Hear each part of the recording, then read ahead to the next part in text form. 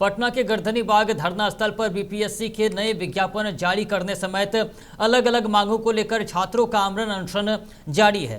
छात्रों का आंदोलन करीब 13 दिनों से चल रहा है। इसी बीच पूर्णिया से सांसद पप्पू यादव छात्रों के समर्थन में गर्दनी बाग पहुंचे और आंदोलनरत युवाओं से मुलाकात की। पूर्णिया सांसद पप्पू यादव ने कहा कि वह छात्रों के समर्थन में 1 दिवसीय आमरण अनशन पर वो बैठेंगे। उन्होंने सरकार की कार्यशैली पर सवाल उठाते हुए युवाओं की मांगों को गंभीरता से लेने की बात भी कही है।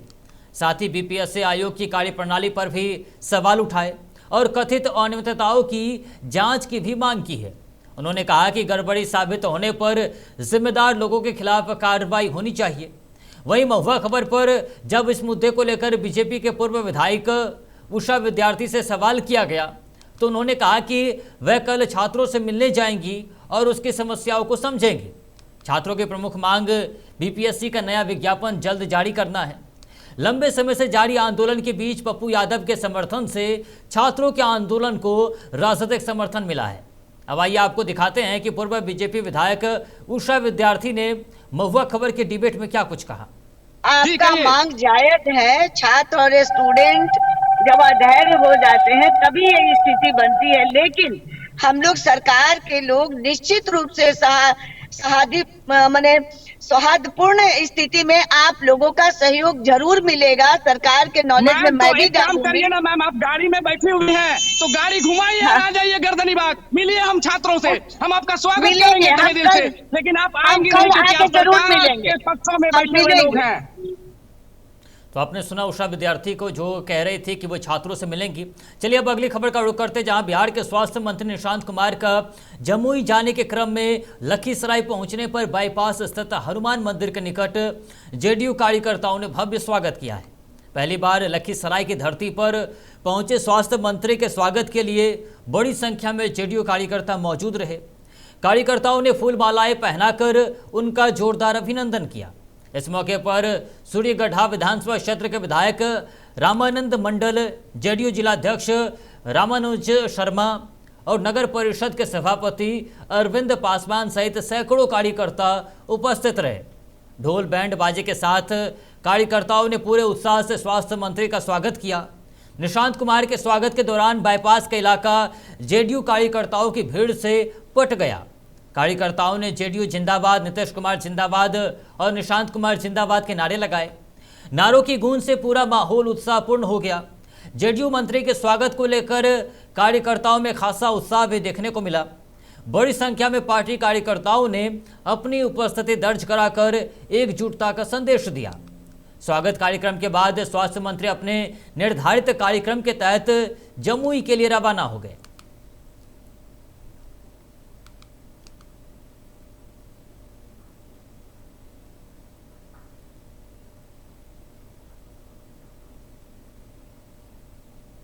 वही वंदे मातरम को लेकर बीजेपी प्रदेश अध्यक्ष संजय सरावगी ने कांग्रेस पर तीखा हमला बोला है। संजय सरावगी ने आरोप लगाया है कि कांग्रेस मुख्यालय में जिस तरह से वंदे मातरम का अपमान किया गया उससे कांग्रेस की मानसिकता उजागर होती है। उन्होंने कहा कि राष्ट्रगीत के प्रति सम्मान हर भारतीय की वो जिम्मेदारी है और इसके अपमान को किसी भी स्थिति में स्वीकार्य नहीं किया जा सकता। बीजेपी प्रदेश अध्यक्ष ने कहा कि वंदे मातरम देश की आज़ादी के संघर्ष और राष्ट्रीय भावना से जुड़ा महत्वपूर्ण गीत है। उन्होंने कांग्रेस पर निशाना साधते हुए कहा कि राष्ट्रगीत के सम्मान को लेकर सभी राजनीतिक दलों को गंभीरता बरतनी चाहिए।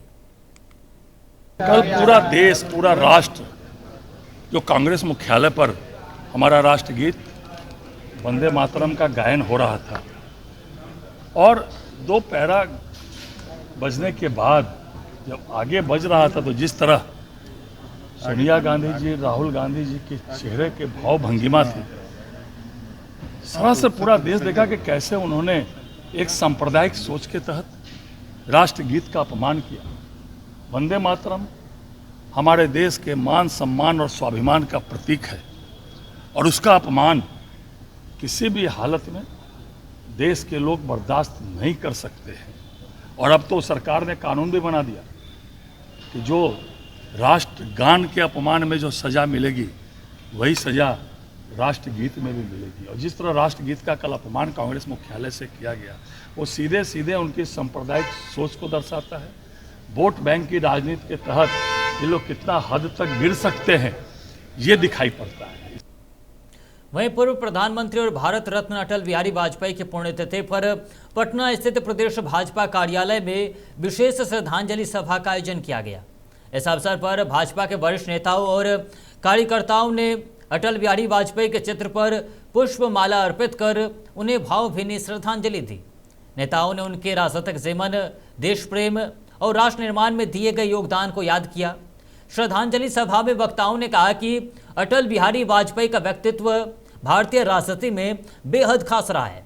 उन्होंने देश के विकास, सुशासन और लोकतांत्रिक मूल्यों को मजबूत करने में महत्वपूर्ण भूमिका निभाई है। वक्ताओं ने उनके छवि, हृदय और सरल व्यक्तित्व का भी उल्लेख किया और कहा कि अटल बिहारी वाजपेयी की विचारधारा और उनकी राजनीतिक विरासत आने वाले पीढ़ियों के लिए प्रेरणा बनेगी।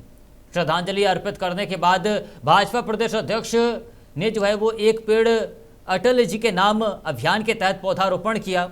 इस दौरान पार्टी नेताओं और कार्यकर्ताओं ने पर्यावरण संरक्षण का भी संदेश दिया। कार्यक्रम में बड़ी संख्या में भाजपा नेता और कार्यकर्ता मौजूद रहे।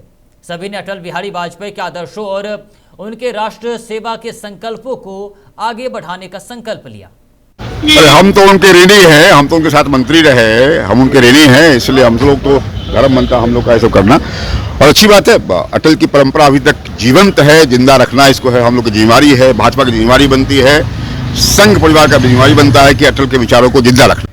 प्रधानमंत्री सुरक्षित दूरदर्शी सोच वाली थी कि आज देश बढ़ गया।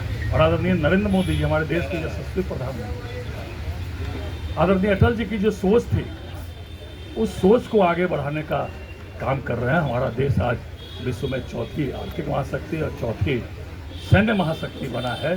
तो अटल जी की सोच को धरातल पर उतारने का काम देश के यशस्वी प्रधानमंत्री नरेंद्र मोदी जी कर रहे हैं। आज संतोष पाठक जी ने इस कार्यक्रम को रखा। इस संस्था के सभी पदाधिकारियों को बहुत बहुत धन्यवाद। देखिए, अभी जो है हम पटना के अदालतगंज तालाब के पास से, और आपको बता दें कि आज भारत के पूर्व प्रधानमंत्री भारत रत्न श्रद्धेय अटल बिहारी वाजपेयी का जो है आज पुण्यतिथि मनाया जा रहा है। और इस पुण्यतिथि को लेकर भारतीय जनता पार्टी के द्वारा एक स्पेशल जो है विशेष कार्यक्रम जो है आयोजन किया गया है। अब इस दौरान जहां बीजेपी प्रदेश अध्यक्ष, बीजेपी के संगठन महामंत्री और तमाम बीजेपी के कार्यकर्ताओं ने जो है उनके चित्र पर जो है पहले पुष्पांजलि अर्पित किया और फिर अदालतगंज पहुंचकर जो है यहाँ एक पेड़ अटल के नाम जो है वो पेड़ लगाया गया और इस दौरान उनके विचारों को जो है याद किया गया। और कहीं ना कहीं इस दौरान तमाम बीजेपी के कार्यकर्ता पूर्व प्रधानमंत्री अटल बिहारी वाजपेयी को याद कर रहे हैं। बने रहिए महुआ खबर के साथ। महुआ खबर के लिए विशाल वैभव, पटना।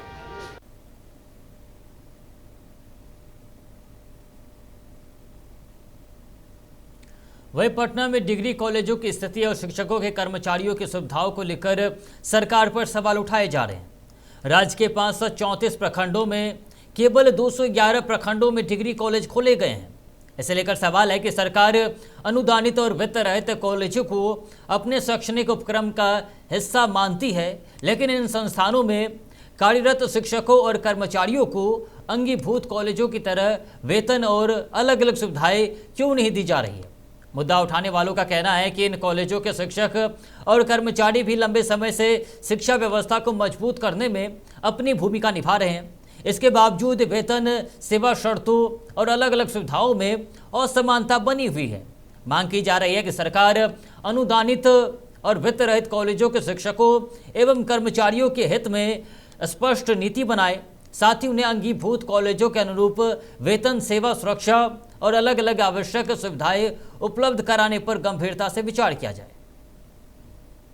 पिछले दिनों सम्राट सरकार ने एक फैसला लिया कि बिहार के सभी 534 प्रखंडों में डिग्री कॉलेज खुलेगा और जुलाई के मध्य में 534 प्रखंडों में से मात्र 211 प्रखंडों में डिग्री कॉलेज के उन्होंने उद्घाटन किया, जिसमें क्षेत्रीय विधायक, क्षेत्रीय मंत्री, क्षेत्रीय सांसद, विसूत्री प्रभारी मंत्री और तमाम जिला के प्रशासन के लोग वहां मौजूद रहे। बाकी प्रखंडों में नहीं खुला तो पता किए कि आखिर 534 में से 211 प्रखंडों में ही डिग्री कॉलेज की उद्घाटन क्यों किया गया।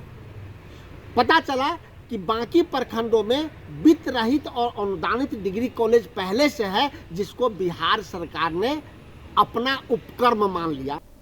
वहीं भागलपुर में सावन की तीसरी सोमवारी को लेकर शिव भक्तों में खासा उत्साह देखने को मिल रहा है। बाबा बासुकीनाथ को जल अर्पित करने के लिए रविवार को बड़ी संख्या में कांवड़िया खंजरपुर सीडी घाट पहुंचे। कांवड़ियों ने गंगा में आस्था की डुबकी लगाई और गंगा जल लेकर बाबा बासुकीनाथ धाम के लिए रवाना हुए। हालांकि आस्था के इस प्रमुख घाट पर सफाई व्यवस्था की स्थिति ने श्रद्धालुओं को निराश जरूर किया है। खंजरपुर सीडी घाट और आसपास के इलाकों में जगह जगह कूड़े का ढेर लगा हुआ नजर आया। शिव भक्तों को इसी गंदगी के बीच गंगा जल भरना पड़ा। वहीं कई कांवड़ियों ने कूड़े के ढेर के पास ही गंगा जल रखकर पूजा अर्चना की और अभिषेक करते हुए दिखाई दिए। कांवड़ियों ने घाट की सफाई व्यवस्था पर नाराजगी जताई है और कहा कि हर साल सावन के दौरान साफ सफाई पर विशेष ध्यान दिया जाता था, लेकिन इस बार स्थिति काफ़ी खराब है। श्रद्धालुओं का कहना है कि सावन शुरू होने से पहले नगर निगम की ओर से सफाई व्यवस्था को लेकर कई दावे किए गए थे, लेकिन घाट की मौजूदा स्थिति उन दावों पर सवाल खड़े कर रही है। कांवड़ियों ने प्रशासन से घाट की तत्काल सफाई कराने की मांग की है।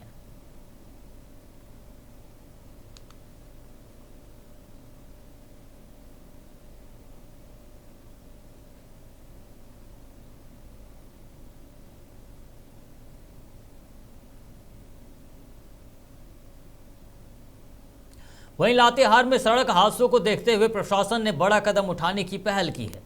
चंदवा लुकुइया मोड़ चापी लोहरदगा मार्ग पर भारी वाहनों के परिचालन पर रोक लगाने की मांग की गई है। लातेहार उपायुक्त संदीप कुमार ने इस संबंध में लोहरदगा उपायुक्त को पत्र भेजकर सड़क सुरक्षा के लिहाज से आवश्यक कार्रवाई करने का अनुरोध किया है। डीसी के मुताबिक यह मार्ग काफ़ी संकीर्ण और घुमावदार है। कई जगहों पर खतरनाक ढलान और चढ़ाई होने के कारण भारी वाहनों के परिचालन में जोखिम बना रहता है।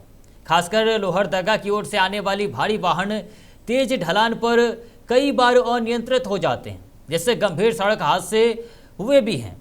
वहीं डेटटंगवा घाटी में जो है वो 15 अगस्त को ऑटो और कंटेनर की भीषण टक्कर में 6 लोगों की मौत के बाद प्रशासन की चिंता और बढ़ गई है।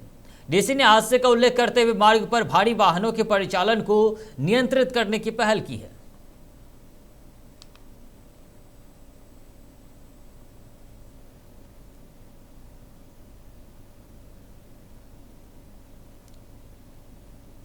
वहीं हजारीबाग में सरकारी खास महल जमीन पर कथित अतिक्रमण को लेकर प्रशासन और पूर्व मंत्री योगेंद्र साव के बीच विवाद फिर गहराता हुआ नजर आ रहा है। आरोप है कि 3 अगस्त को प्रशासन की बुलडोजर कार्रवाई के कुछ दिनों बाद विवादित जमीन पर दोबारा बांस, झाड़ियों और हरे कपड़े से घेराबंदी का निर्माण कार्य शुरू कराया गया है। मामला मौजा कैंटोनमेंट स्थित होल्डिंग संख्या 302 की करीब 50 डिसमिल जमीन से जुड़ा बताया जा रहा है। 3 अगस्त को सदर सीओ आशुतोष कुमार के नेतृत्व में प्रशासनिक टीम ने अतिक्रमण हटाने की कार्रवाई की थी। इस दौरान घेराबंदी हटाने के साथ मौके पर रखी बालू, छर्री और गिट्टी जैसी निर्माण सामग्री भी हटाई गई थी।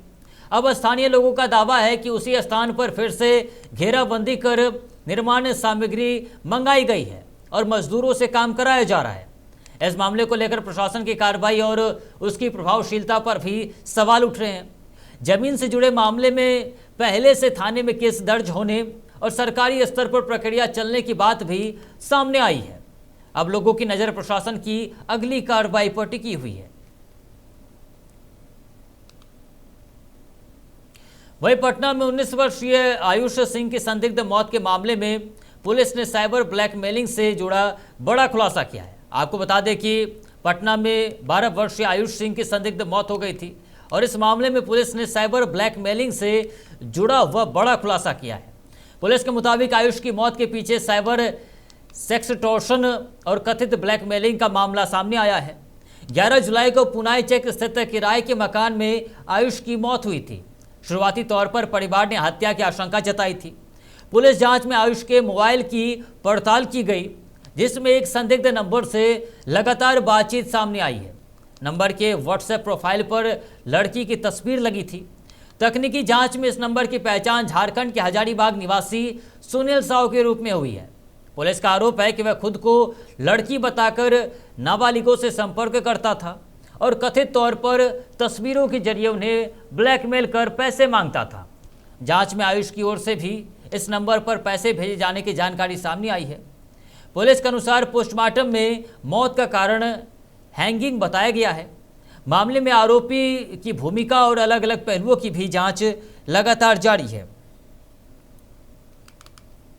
यह विज्ञात हुआ कि यह जो उक्त व्यक्ति है वो एक पोटेंशियल साइबर फ्रॉस्टर है, जो कि नाबालिग बच्चे के निजी फोटो एवं वीडियो को जालसाजी पूर्वक प्राप्त करते हुए उस बच्चे का वैधोहन कर रहा था।